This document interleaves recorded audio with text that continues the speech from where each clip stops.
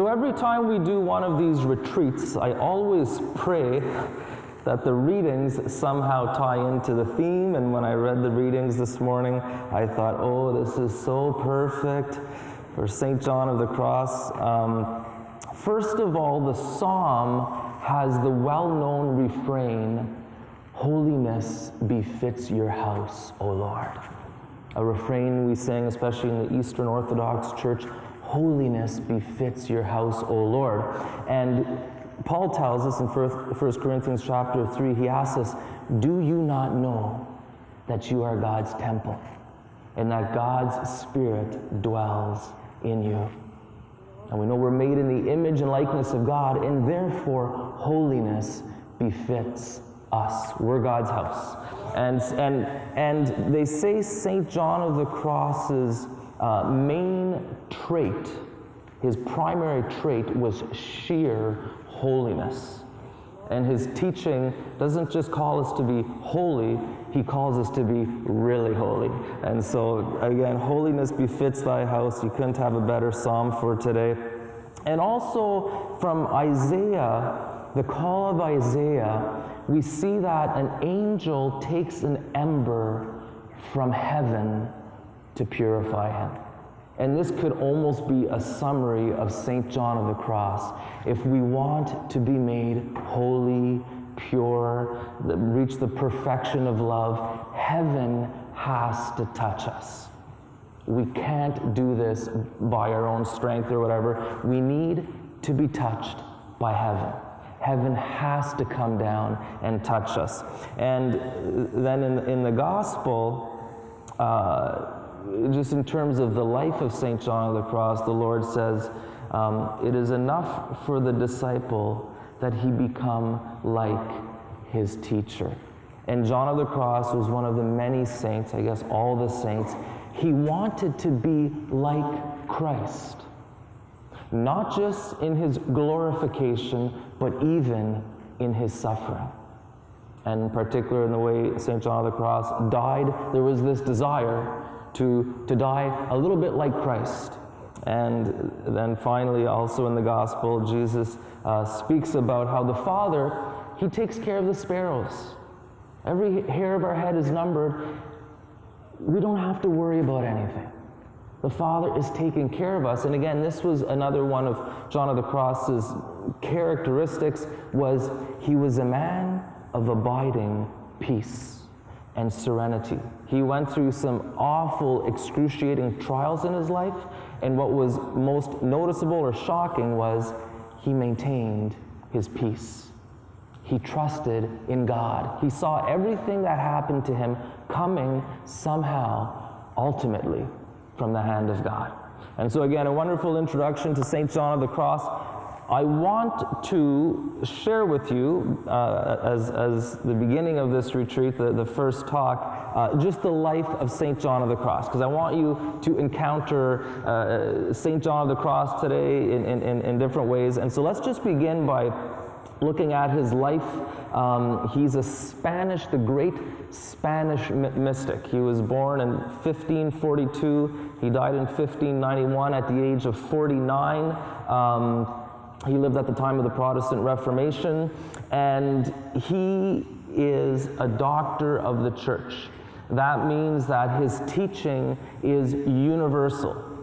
You can't say, well, I'm not into St. John of the Cross, I'm not really, I don't agree with all of that. No. What he teaches is for everyone.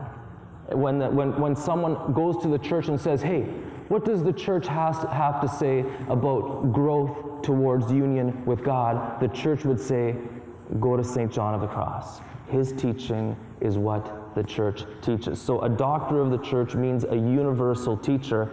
And he's also, many would say, the greatest Spanish poet.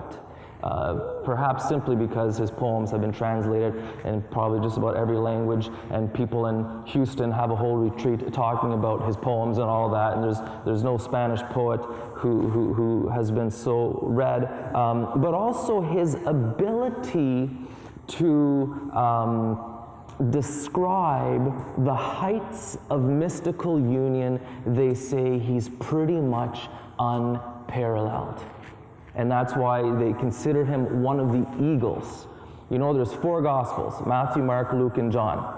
And John's Gospel is considered it has the highest Christology, the most in-depth ability to describe the mystery of Christ, and that's why the Gospel of John has the eagle as a symbol, while John of the Cross is another John, another eagle in his ability to describe, again, the mysteries of mystical love. No one can really describe these sublime realities. You know, for example, one of my favorite saints, Saint Joseph Cupertino, he would go in these ecstasies, and he was so in love with God, and he would levitate, you know, and you know, people would ask, like, what's happening to you? And he would say, well, I can't describe this. And it's true, we can't describe it, but St. John of the Cross, he found some words to describe the wonderful mystery of union with God. It's just like John the evangelist described the mystery of Jesus in his gospel in a remarkable way. When we read John of the Cross, he takes us to dizzying heights. He's just wonderful to read. It's oftentimes very hard to understand, but still, just he's in really in a category of his own. You could even say that perhaps no one has written about love as did St. John of the Cross.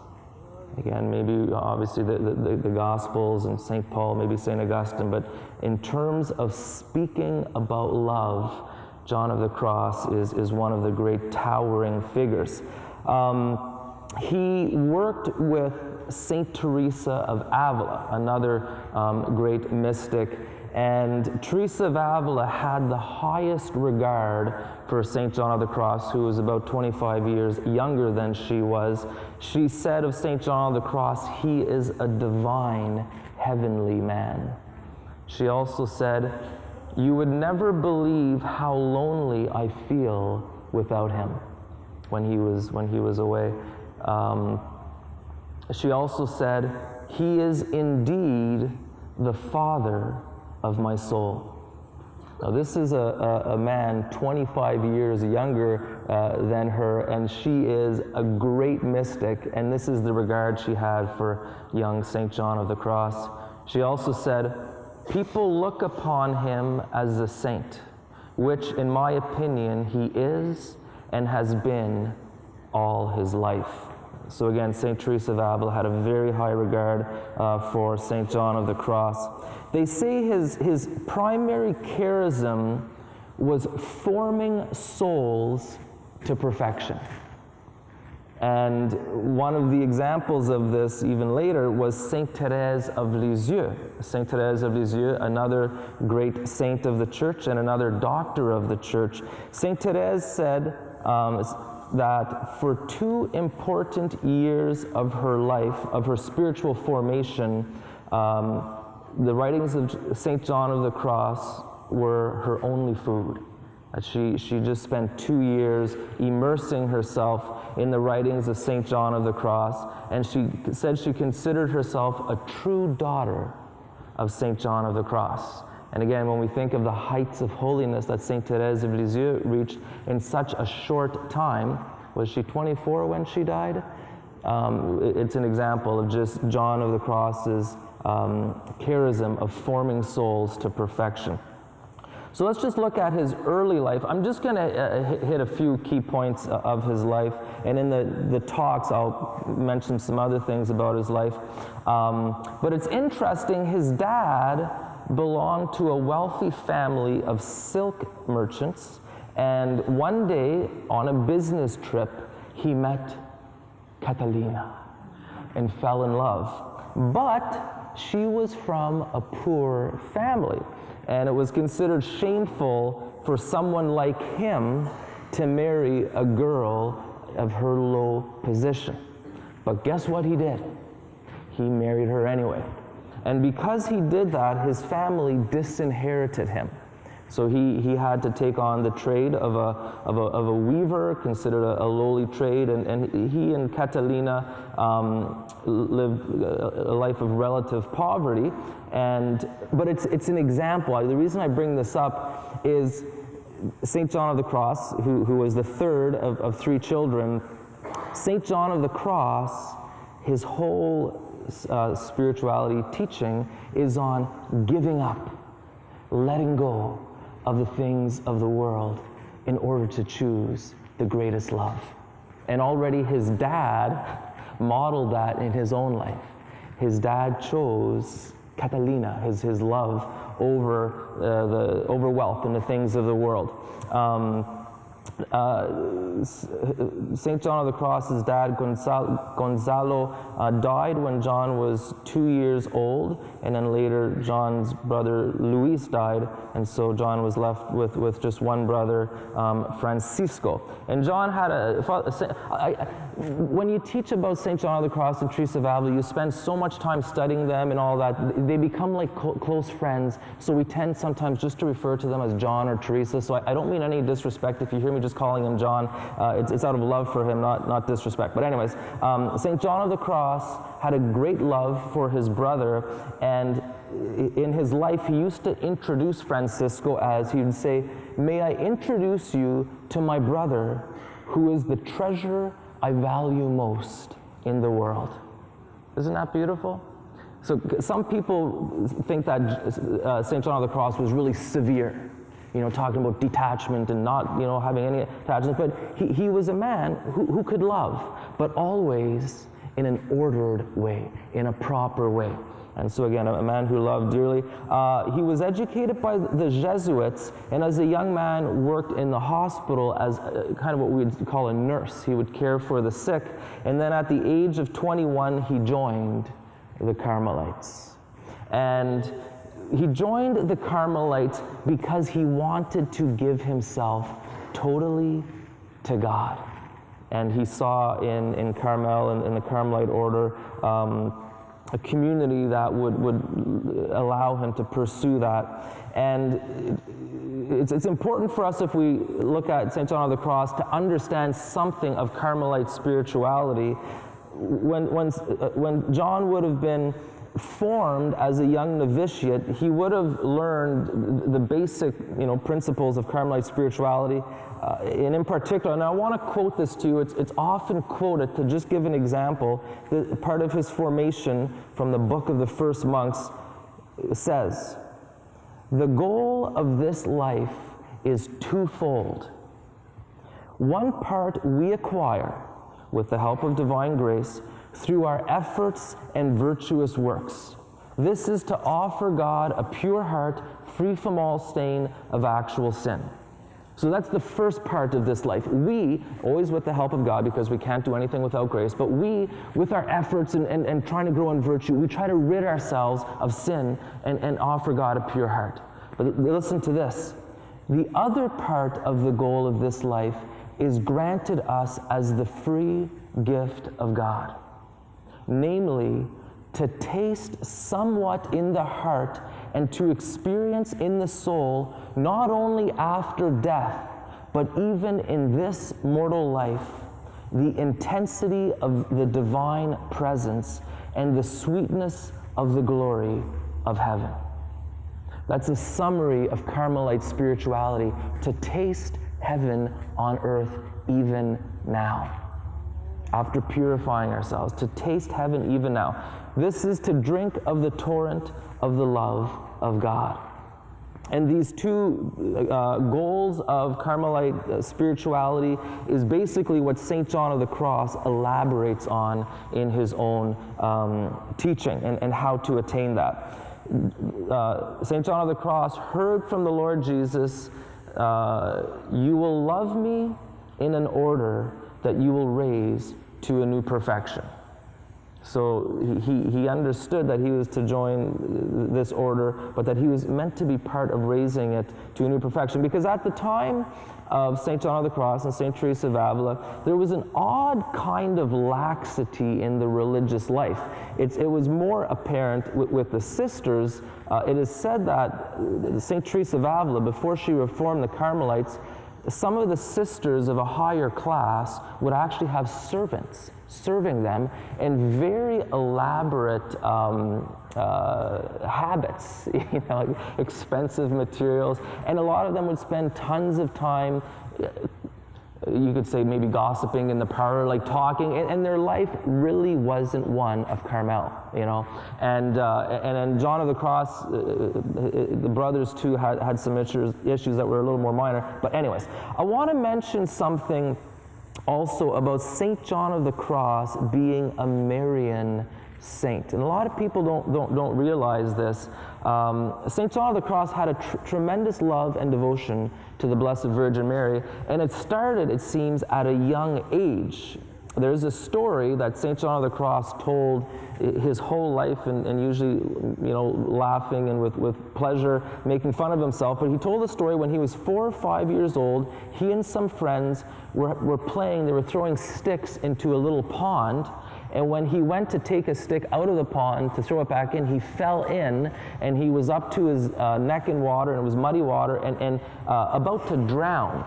And he says, as he was panicking, about to drown, a beautiful woman appeared to him, who he understood to be the Blessed Virgin Mary, and she reached out her hands and said, "Give me your hand, child, and I will take you out." But what little John did was, rather than he give her his hands, he saw that her hands were so beautiful that he held his hands back. He didn't want to touch them. And then eventually a farmer came and pulled him out. And he liked that story. But also, he escaped his prison or his dungeon. He spent 9 months in a dungeon. He escaped, he said, by the help of the Blessed Virgin Mary. He said the Blessed Mother got him out. And also, again, a lot of us might not realize this, but the Carmelite order was founded, existed for the honor of the Blessed Virgin Mary. Did you know that?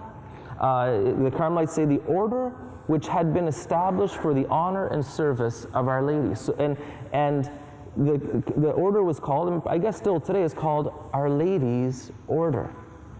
And the habit, the brown habit that the Carmelites wear, was called Our Lady's habit. As a matter of fact, if you wear a brown scapular, it's kind of like a mini habit, and it's Our Lady's scapular. And he, as a brother of the Carmelites, they were called the Brothers of Our Lady.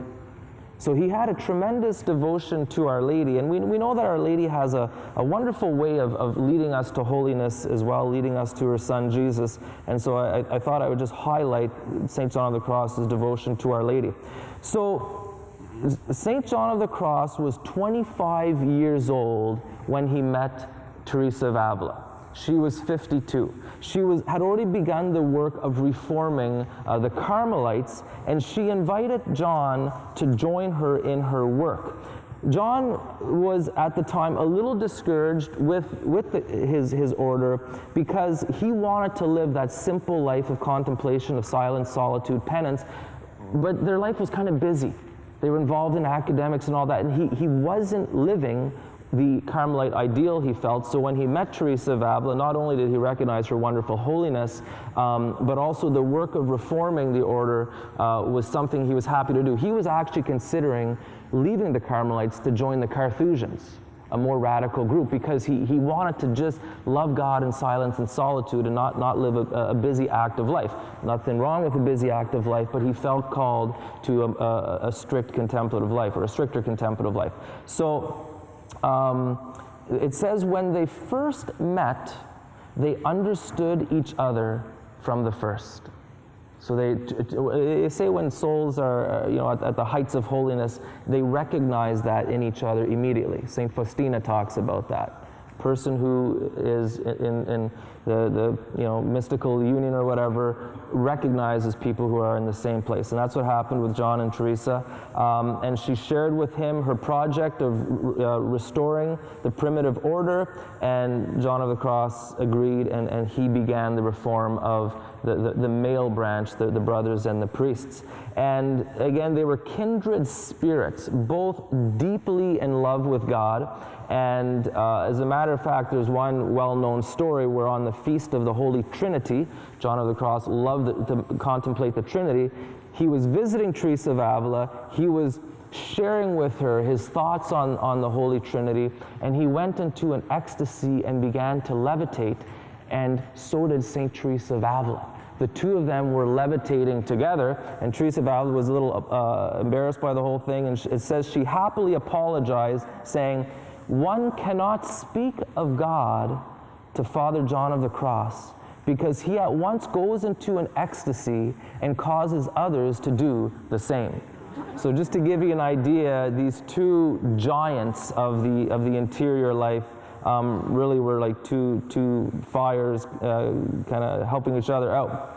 So I want to share with you just his experience of being in prison, because his imprisonment was a defining trial in his life.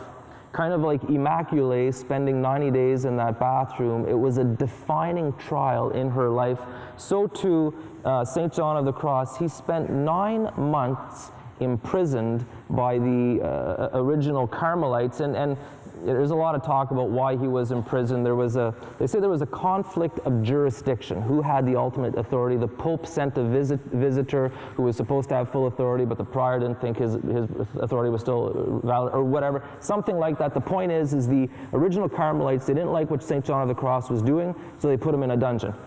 That's the way they did things in the olden days, you know. But anyways, and he was there for 9 months. Now what's another thing that happens for 9 months? That's right, you know, a child comes to life, it finally sees the light after 9 months, and this is very much the case with St. John of the Cross. He was put in a cell, a dungeon that was 6 feet by 10 feet. It only had a little slit at the top of one of the walls where the light would came in. He had to use that to read his breviary. They didn't feed him a lot. He often was just given bread and water. They also scourged him, again, the good old days, I guess, on a regular. Those weren't the good old days, but anyways, on a regular basis. And so his suffering during that time was awful. And yet, during that time, the brothers in the community who observed him and all of that, especially the younger ones, they were convinced he was a saint. They especially because he maintained his peace and serenity. He never complained. He never got mad. He maintained a deep peace and a kindness even to his, they call it a gaoler. I had to look that up in the dictionary. I guess it's another word for a jailer. But anyways, and during those 9 months of darkness and trial and suffering and anguish, he wrote poetry to kind of, you know, bring consolation, and that's when he wrote some of his poetry, and especially the spiritual canticle. So it came out of a place of deep trial. And they say during his time in the cell, he himself said he was touched by divine light. And again, the jailers, the brothers, twice noticed that his cell had a huge bright light emanating from it. They didn't have electricity back then, you know. He didn't have a spotlight. His cell twice was filled with, they noticed, filled with divine light. But anyways, the story of his escape, this is classic. Every Catholic needs to hear this story. This is part of our awesome Catholic tradition. This is his escape. It's of biblical proportion. Anyways, it was August 14th.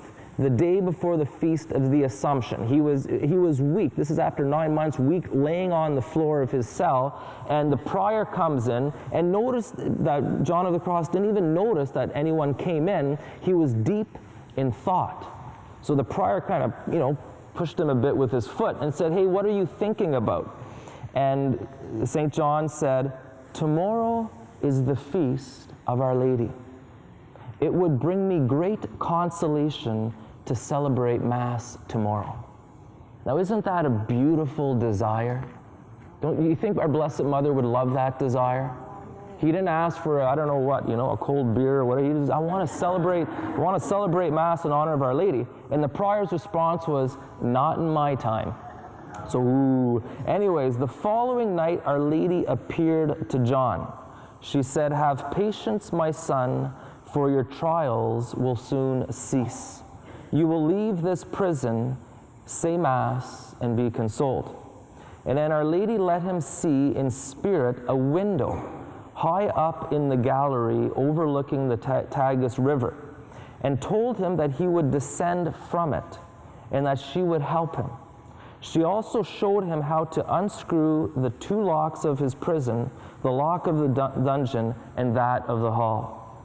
So that night, there was 2 friars sleeping just outside his cell. When they fell asleep, he, I guess, unlocked the door, or unscrewed the door, and pushed the door open. It made a noise. The 2 brothers woke up and said, "Who's there?" And John was just quiet. They fell back asleep. And then he went out and walked between the 2 sleeping brothers, just like Peter went between the 2 guards.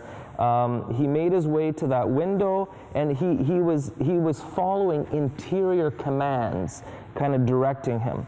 And he let himself down from the window with a homemade rope he made from whatever he could get his hands on, I don't know, sheets or whatever. But it was 9 feet too short, so he had to drop, and he rolled down to the river. And then there was what was described as kind of a glorious light, and he heard a voice saying, "Follow me." Again, very much like Peter when he escaped. And he came finally to a wall, and it says the wall was very high. He leaned against it, his courage gone, when he was suddenly taken up and lifted over the wall. He found himself in the little street. The light had disappeared, leaving him in a dazzled condition, which he said lasted for 2 or 3 days. And so that was the story of his escape. They say when the brothers noticed he was gone, they thought it's impossible. Like, how could have he escaped? And they even followed his route, and they said, well, this is impossible. So he escapes, and he goes to a convent of cloistered nuns that he knew to get, to kind of hide with them. And again, it's remarkable. He's just escaped. They said he looked awful, and it says, so he joined them, and it says, after Vespers, the nuns spent the whole evening in the saint's company. It seemed very short to them on account of what he said to them about God. He always talking about God, and people, when he talked about God, people loved it. He told the sisters the story of his imprisonment, his escape, and the favors granted him by our Lord and his Blessed Mother. And listen to this. He confessed that never in his life had he felt such contentment and enjoyed such an abundance of spiritual light and sweetness as during his incarceration. And he spoke of the Calced friars as great benefactors. Later, he would go on to say, in his prison, he had received so much light on the value of suffering and had suffered so little for love. Again, this is remarkable. This is the thing of great saints. And later he told one of his spiritual daughters, Anne, he said, Anne, my daughter, one single grace of all those which God granted me there in that prison could not be repaid by many years of imprisonment. So he was so grateful to the Lord for his time of imprisonment. Okay, so his life, he spent a lot of his life spiritual directing Teresa of Avila's nuns. He had a particular gift for that. They say he wasn't a remarkable preacher. This should give a lot of us hope. Some of us think if we're, following the Lord, we should be impressive in the world's eyes, or we should be, showy or spectacular. They say John of the Cross, the other brothers were the good preachers. He wasn't. They say, however, when you had a one-on-one talk with him, it would change you forever. You'd never forget it, And so just to show us, different people have different charisms. For a time, he was the prior of one of his monasteries, cared for his brothers with great love, with great wisdom and gentleness. He was also an artist. The only thing we have left from him is a drawing of Christ crucified, and obviously he wrote poems that were to be sung. So he was very artistic. He was a hard worker. He'd roll up his sleeves and build monasteries.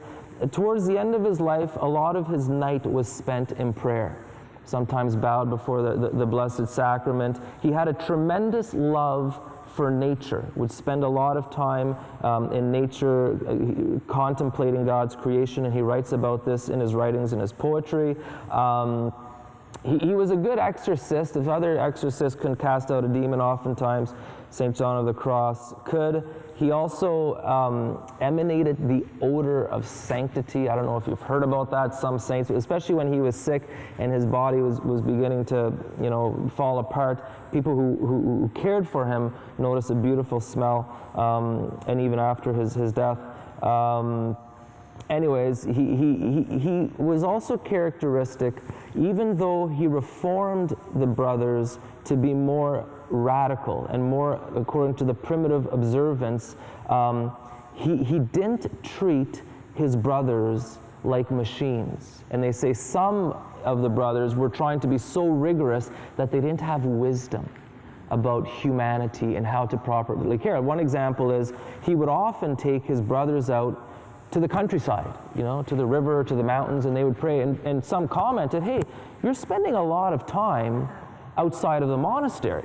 And his response was, if we spend a bit of time outside of the monastery, the brothers won't want to leave, they won't be restless wanting to leave the monastery. So let them get out in nature. So again, he had a tremendous human wisdom while not compromising the ideals of Carmel. And just, again, his death is important to note. He had 3 desires from the Lord regarding his death. Kind of like St. Francis of Assisi. You know how St. Francis of Assisi wanted to die naked on the ground. He wanted to be poor to the end like Jesus.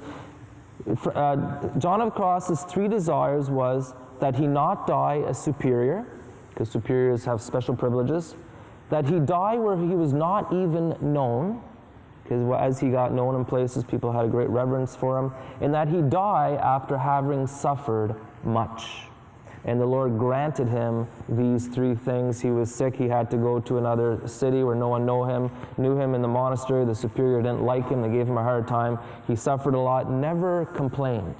As a matter of fact, he begged the superior's forgiveness before he died, and the superior just broke down and cried and realized that he wasn't nice to St. John of the Cross, and begged for his forgiveness.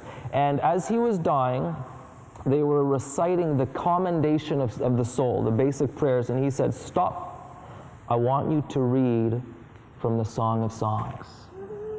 And they began to read from the Song of Songs, and his response was, "What precious gems," referring to the verses of the Song of Songs. So someone deeply in love, and we'll get into more of that in a few minutes. When he died, everyone saw a great brightness, a globe of light over his bed, and a most sweet smell again emanating from his body. You could say, of course, he died in the odor of sanctity. So just in closing, just a few things that remind us that St. John of the Cross was also real. I don't want to be accused of being a hagiographer. A hagiographer is someone who just says the good things but doesn't mention the real things. First of all, he said later in life, "When I recall the foolish mistakes I made as a superior, I blush." When I read this, I was like, oh, thank God. When I recall all the foolish things I did in my early priesthood at different times, I blush too, So when I read this, I thought to myself, what a consolation. He admitted he made foolish mistakes as a superior. Also, he said for having dealt too kindly with a woman, God had punished him by not letting him see her grave faults. So maybe, I don't know what, maybe he liked her, I don't know what, but the point is he was human, you know, and he had to be careful how he showed affection and all of that. Again, I don't want to read too much into that, but the point is, you know, he was like us, human. He had to guard himself. In a letter, he expressed his frustration with his brothers for not being more shrewd in a business dealing. So again, he had his head, you know, he was a reasonable person. He had to have a certain business sense. They say he didn't have a very good business sense, but he tried, you know. And so again, just to show his humanity. And also, as he was traveling to the place where he died, he was very sickly, he couldn't eat anything, and he said, the only thing I could eat right now is asparagus, which is remarkable, but anyways, and they went under a bridge to go in the shade to rest, and on a rock under the bridge, right after he said that, there was a little bundle of asparagus tied with a rope, you know, just, again, one of the classic stories. So anyways, St. John of the Cross, one of the greatest mystics of the church, a doctor of the church, he has something to teach all of us. And so let's continue to learn from him today. St. John of the Cross, pray for us.